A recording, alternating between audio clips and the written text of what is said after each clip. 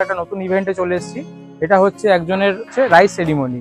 আজকে প্রায় 300-350 লোক আছে। যেরকম আমরা প্রতিটা ভিডিওতে বলি যে আমরা এখানে খাওয়া দাওয়া, চেয়ার টেবিল, সাউন্ড সিস্টেম, বসার জায়গা, দোলনা, যেরকম ও দেখালো আর কি, যে কটা ছবি মানে ফোয়ারা থেকে আরম্ভ করে ন্যাচারাল অনেক গার্ডেনে।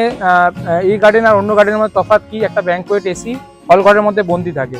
রায়কুটির দেখুন, এই একটা বৈশাখ মাস আসতে চলেছে, একটা যে কোনো ইভেন্টের সময় এত বড় 1200 সুপুরি গাছের মধ্যে একটা বড় ইভেন্ট, যে কোনো কেউ 400-500 লোক আপনারা নিয়ে চলে আসুন। ইভেন্টের দায়িত্ব আমাদের দিয়ে দিন, আমরা কিন্তু সমস্ত রকম ইভেন্ট সামলে দেবো। যেরকম তুমি এখানে গ্রাম্য একটা কালচার, বাঁশের মাচা পাচ্ছ, এতগুলো দোলনা পাচ্ছ, 10-12 রকম দোলনা, এমনি লোহার দোলনা, আবার সুন্দর জলের একটা আভা ফোয়ারা পাচ্ছ তুমি। আবার কি সুন্দর একটা 1200 সুপুরি গাছের মধ্যে দিয়ে তুমি হাঁটতে পারছো। মানে ভিড়, গ্যাদারিং, হাওয়া পাস বদ্ধ জায়গা কিছু নয়।